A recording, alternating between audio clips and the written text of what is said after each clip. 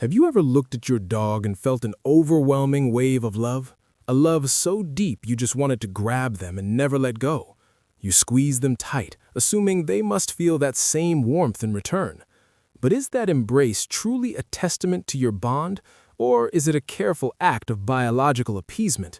The answer is hidden in plain sight, encoded in a silent language we are just beginning to decipher. A language where the smallest, most adorable gestures mask a catastrophic, invisible stress. Welcome to the intricate, hidden world of canine psychology. We live in an unprecedented era of anthropomorphism, treating our pets not just as family, but often as small, furry humans. This projection of our own emotional architecture onto a completely different species is a fundamental error of perspective. While well-intentioned, it blinds us to their unique neurobiological reality. For centuries, we have prioritized their explicit behaviors, the loud barks, the wagging tails, as the only metrics of their emotional state. In doing so, we have overlooked a subtle, complex system of signal sending designed over millennia of evolution. These are the cues a dog uses to maintain social cohesion, avoid conflict, and communicate a state of deep, unseen disquiet. We return to Liam and Pip, a classic pair. Liam adores Pip, but Pip is sending a signal right now. A signal that 99% of owners understand completely incorrectly. We'll reveal what it is in a moment, but first, we need to understand the biology of a lie. The disconnect begins with biology itself. Evolution has equipped dogs with mechanisms for coping that are fundamentally different from our own. To understand them, we must look beyond the charming facade and into the ancient brain structures they share with their ancestors. When a wolf encounters a higher-ranking pack member, it doesn't fight, it submits. It sends signs of deference to diffuse potential conflict. Dogs are masters of this appeasement language. They avoid confrontation at all costs.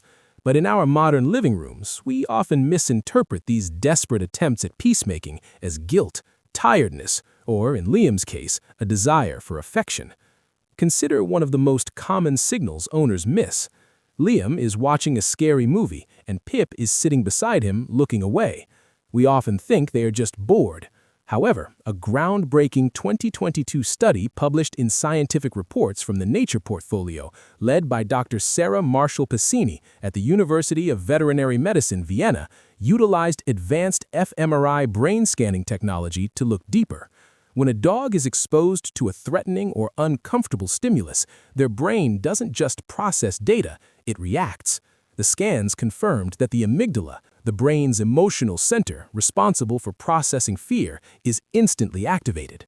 This neurological surge triggers a physical response we have tragically labeled cute, the whale eye.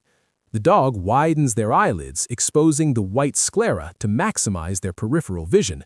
They aren't looking away because they are bored. They are monitoring the threat while simultaneously looking for an escape route, hoping Liam will notice and stop the stimulus. For Pip, that movie isn't just entertainment, it is a source of direct neurological threat. But whale eye is explicit compared to other cues. What is the one gesture owners consistently misinterpret? Liam is hugging Pip. Pip is not squirming, he is still. He is even yawning and obliviating his nose. Liam thinks, oh, he's so relaxed, he's falling asleep. This is the heart of the anthropocentric fallacy. Research published in Animal Cognition in 2023, led by Dr. Charlotte Duranton from the University of Bordeaux, provided undeniable evidence. Yawning and lick-licking are dogs' primary appeasement gestures. They are signs of intense social discomfort. The dog is effectively saying, I am uncomfortable. I do not mean to challenge you. Please diffuse this situation. By projecting our own idea of relaxation, a yawn means tired, a lick means happy, onto a completely different neural network, we completely ignore their silent plea for space. Duranton's data show that 90% of owners fail to recognize these signals, creating a culture of unseen chronic distress for the animal. Liam continues the hug. Pip eventually goes totally limp. Liam smiles. He doesn't know it, but he has just witnessed the moment Pip has crossed a critical threshold into a psychological state that is catastrophic for any mammal. We'll explore that threshold, but we must first look at how we continue to overwhelm their system. We often treat their bodies as public property. We hug them, kiss their faces, and restrain them in the name of love. From an objective, evolutionary standpoint, this is a profound violation of personal space. In the wild, restraint is only experienced in two contexts: predation or a high-stakes dominant confrontation. When Liam hugs Pip, Pip's nervous system is screaming. He is sending signals: whale eye, lick lick, yawn. He tries to avert his head, maximizing his peripheral vision. He is doing everything his brain is wired to do to say, conflict is near, I am submissive, please back off. We misinterpret this aversion as being shy or giving a kiss. This constant, unreciprocated violation of boundary creates a cumulative stress load that is devastating. This brings us back to the moment Pip went limp in Liam's arms. Liam thinks it's trust, but we are actually witnessing learned helplessness. This is a powerful psychological concept.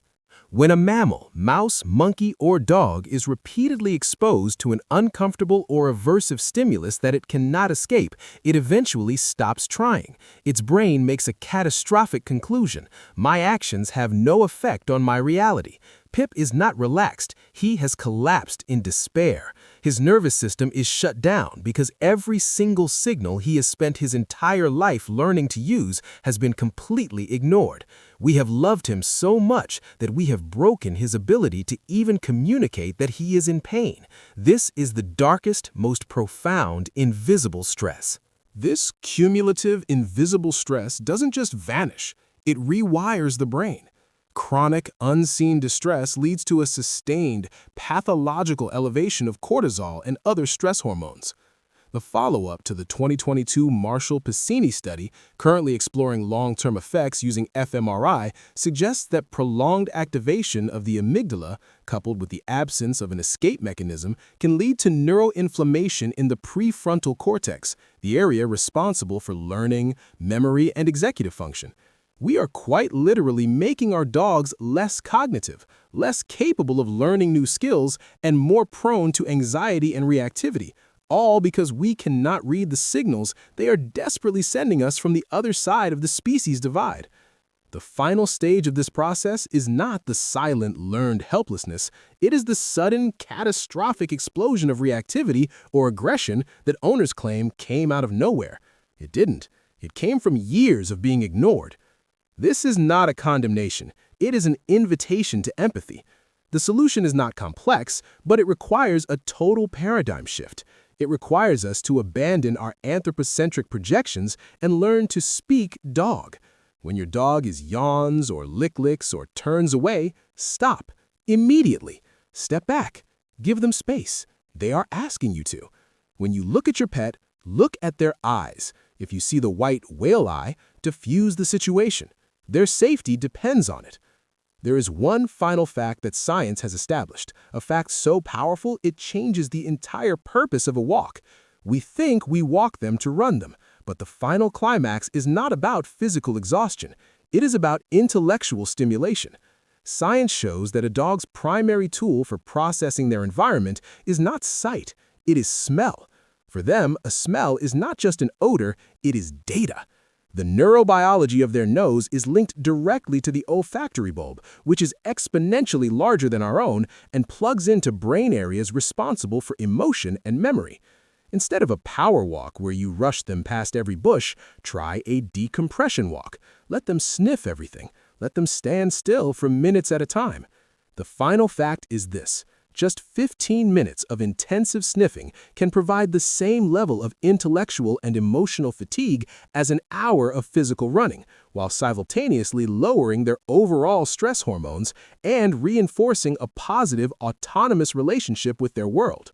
We are only just beginning to see the true complexity of the canine mind. It is not a fuzzy shadow of our own. It is a sophisticated neural network designed for a world we can barely imagine.